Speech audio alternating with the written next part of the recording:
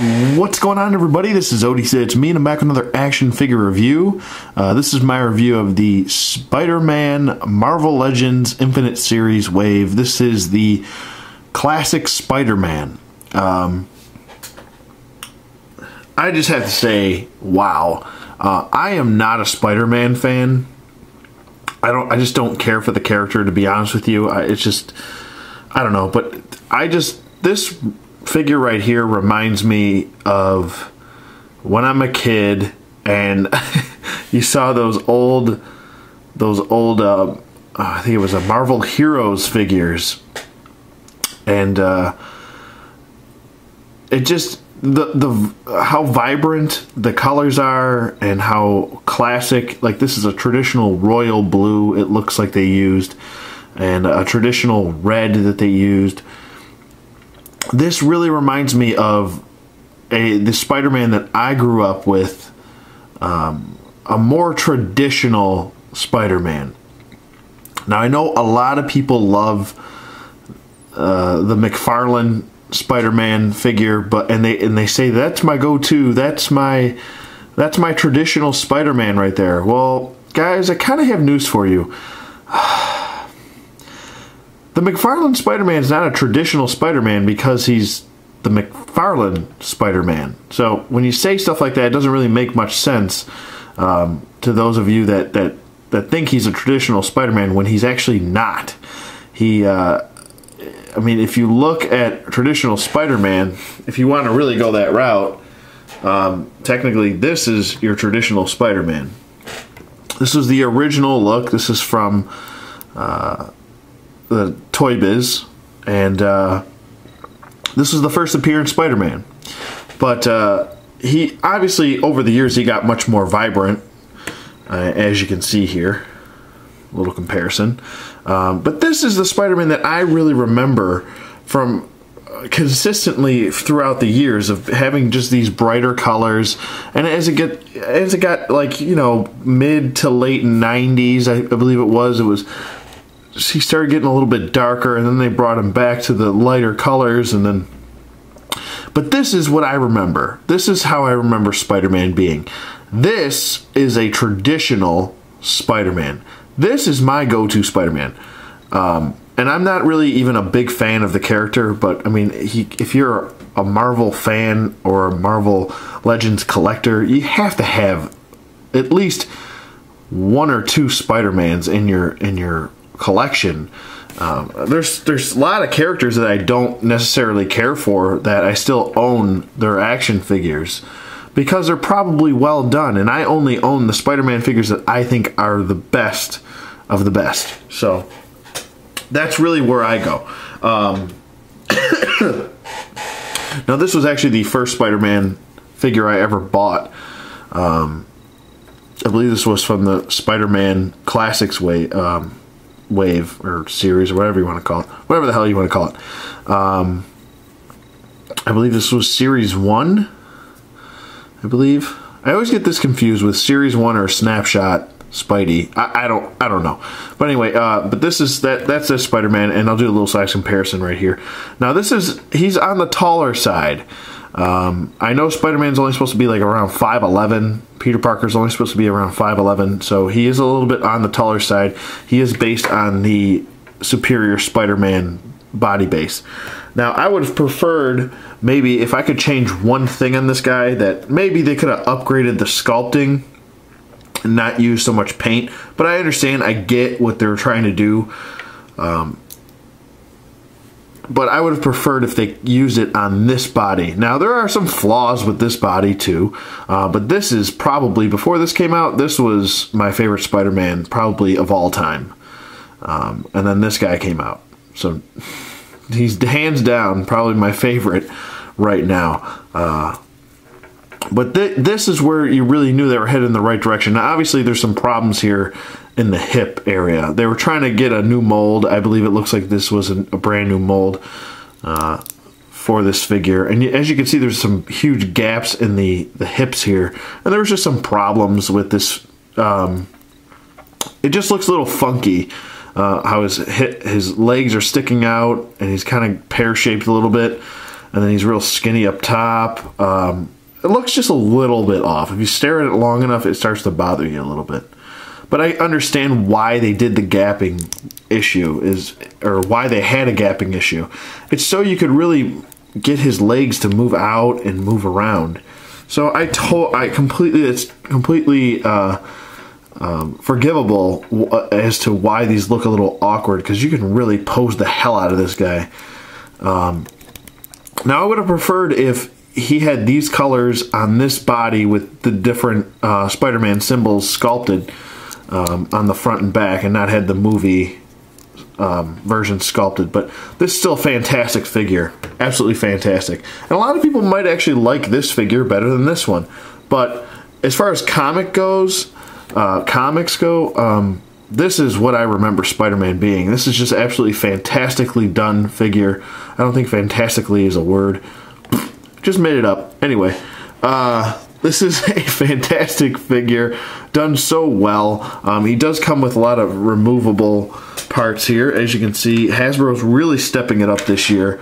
Really looking forward to the future of Marvel Legends, because they're killing it right now, action figure wise.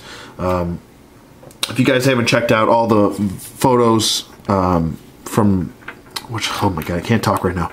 If you guys haven't checked out all the photos from Toy Fair, you should definitely check those out. You can go on my Facebook page, it's right in the description box below, and check those out if you want. I posted pretty much every single Marvel Legend photo that was released from Toy Fair.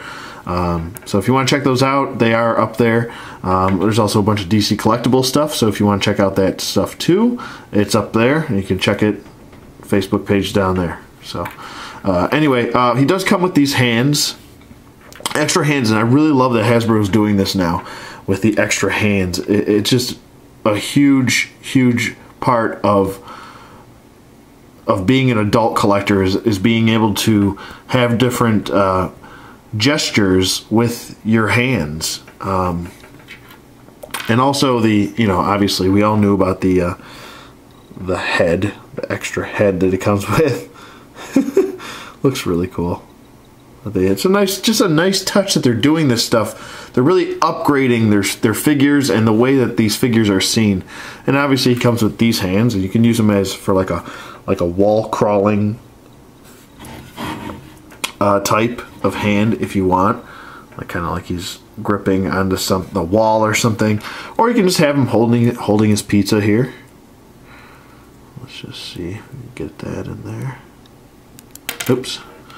No, I think he actually wants to hold it with this hand. There's little grooves in the pizza.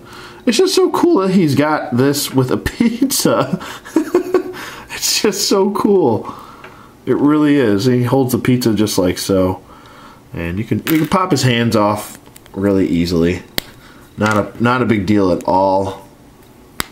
Like so. And then he holds the pizza like this, so. And I'll pop his other head on. You can have him eating his pizza if you want. He holds it nice, or if he's offering you a piece. Would you guys like a piece of pizza, please? Oh, I didn't order pepperoni. Oh, take it back. Take it. I said take it back. Anyway, okay, stop doing that. But he comes with his web slinger hand, his open hand. He comes with 2 fist hands, and that's pretty much all you need with Spider-Man. That is all you need. Sorry, I'm bumping the camera all over the place. Pop his head off. Pops off very easily. And then you can pop this head on. A lot of people are also saying, I wish it would have just given us a Peter Parker head. But I don't think it looks right having just the Peter Parker head on the Spider-Man body. I understand he can take his mask off fully, and I don't know. I just think it looks a little wonky with just having a Peter Parker head with hair. I prefer this, to be honest with you. Just him showing his mouth, that's it. Looks very Parker-esque. But looks good though. And here are the 2 heads compared to each other, so pretty good in consistency wise. You can definitely tell that they just resculpted this head.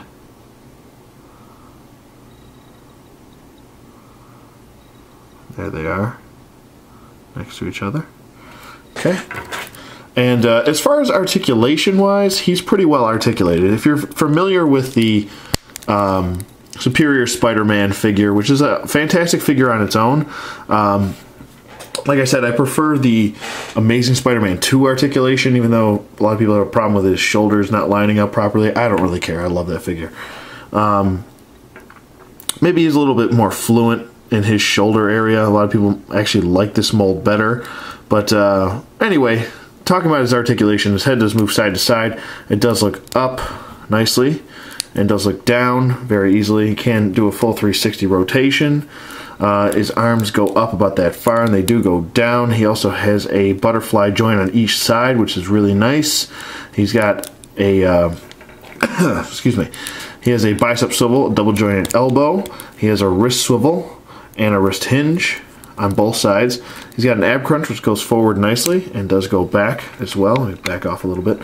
And waist swivel. He's got T-jointed hips, but they don't go out the best, but they do go forward nicely, very nicely, and you kind of have to swivel the hip. So if you want it to go out and kind of, if you want to have him doing a pose like so, you kind of just have to bring the leg forward and then twist the hip to go out. So leg goes back nicely, upper thigh swivel, double jointed knees. He's got no boot swivel, but he does have an ankle pivot and an ankle hinge which goes back and forward. So, I mean, really great articulation. You can pretty much pose this guy any way you want. Like I said, here's another size comparison. The other reason why I think I really prefer this body to this body is just because he's a little bit on the tall side. And I mean, as you can see here, he's much taller than the Amazing Spider-Man 2 figure, and I think this is really the best body type to go with in the future. But as far as overall figure, this is by far my favorite Spider-Man figure that's ever been released. And that's over the McFarlane Spider-Man, that's over any other Spider-Man that's ever probably been released, Marvel Legends-wise. So, yeah, it takes balls to admit something like that. A lot of people would just be like, well, I still like McFarlane. Well, I don't. I'm actually not a really big fan of that figure, to be honest with you. I think it looks a little inebriated, like he needs to eat a fucking slice of pizza. And this guy doesn't look like he needs to eat a fucking slice of pizza, because he's got some pizza and he looks fucking awesome. So don't believe the hype. Sure, it's nice to have a McFarlane Spider-Man, but that shit goes for like $150, $200. I just don't. I think that's absurd. That's absolutely ludicrous to pay that much money for a figure that was released to the masses. So, and it wasn't exclusive. It wasn't anything. It was just, it's just overhyped and overpriced. So don't believe the hype. Grab yourself a slice, because he's not inebriated. He eats his pizza and he looks great. So definitely an awesome figure. Hope you guys enjoyed this review. Thanks for watching as always. I got Spider-Man falling over. Thank you for watching as always. Let me know what you guys think in the comments below. Definitely would recommend this figure. Go out, get them. Get them, get them, get them, get them, get them. Get doubles of them. Get them. Let me know what you guys think in the comments below. Thank you for watching as always, and I'll see you guys on the flip side.